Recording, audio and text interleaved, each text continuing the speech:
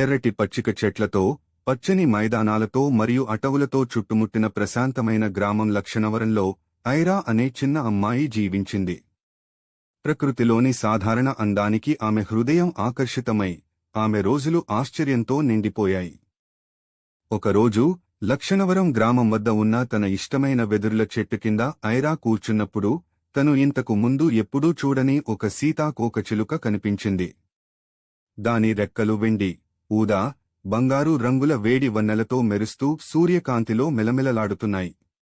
ఆ సీతాకోకచిలుకను చూసి ఆసక్తి చెందిన ఐరా లక్షణవరానికి దగ్గరలో ఉన్న అటవిలోకి దాని వెంట వెళ్ళింది. వారు లోపలికి వెళ్లిన కొద్దీ పరిసరాలు మరింత అద్భుతంగా మారాయి. వారు బంగారు కాంతితో తేలియాడే ఒక స్వచ్ఛమైన ప్రదేశానికి చేరుకున్నారు. ఆ ప్రదేశం మధ్యలో ఒక పురాతన వృక్షం నిలిచి ఉంది. దాని కొమ్మలు ఆకాశం వరకు విస్తరించాయి. దాని తెగులు స్వల్పంగా తగిన బంగారు వంటి వెలుగు వ్యాపించగలిగింది. ఐరా దగ్గరగా వెళ్ళినప్పుడు ఆ సీతాకోకచిలుక నుండి వస్తున్న వెలుగు ఎక్కువైంది. వెంటనే అది ఒక ప్రకాశవంతమైన రూపంలోకి మారిపోయింది.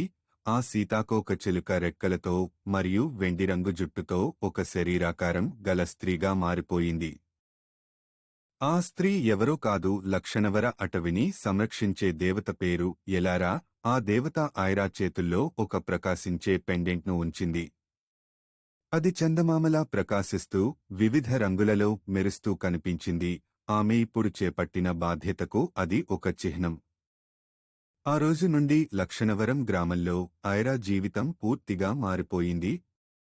సీతాకోకచిలుక యొక్క కాంతితో మార్గనిర్దేశం పొందుతూ ఐరా ఒక మంచి పరిరక్షకురాలిగా మారి అడవిని కాపాడుతోంది.